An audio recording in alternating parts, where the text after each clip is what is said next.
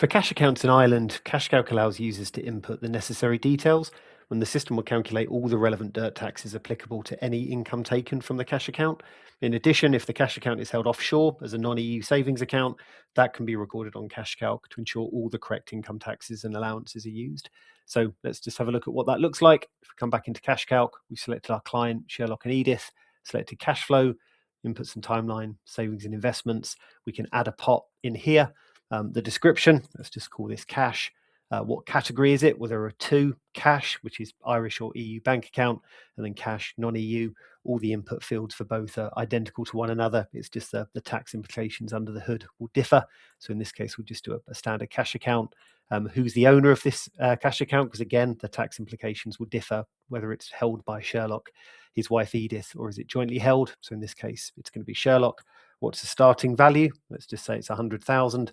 The return we're expecting from that cash account is 3%. And under that, we can determine how much of that is going to be interest payment. Well, all of it, because it's a cash account. Obviously, dividend is grayed out because it's cash.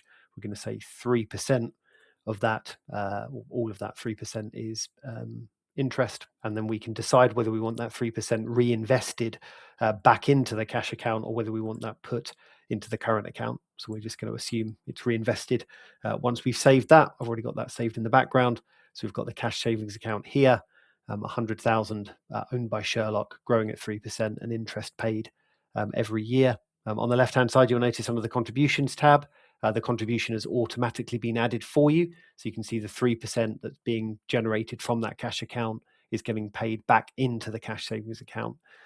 If we select the cash flow model, you can see the cash savings account in there.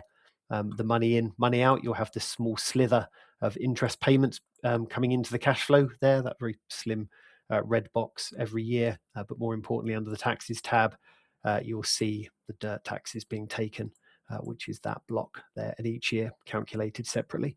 Under the yearly breakdown, if you want a more granular display, if we look at the most recent time period, we can look at all of the money in. So you've got the client salary, the two client salaries, but you've got the cash savings account in the middle there. The interest being paid for that particular year was 3,000 minus the dirt tax, and then the net amount that that client's receiving. Now, if we click on the liquid assets as well in the middle there, if we scroll down to our cash savings account, you can see, because we've asked for that interest payment to be reinvested back into the cash account, we've got the contribution going back into the account there, which will obviously affect the cash flow.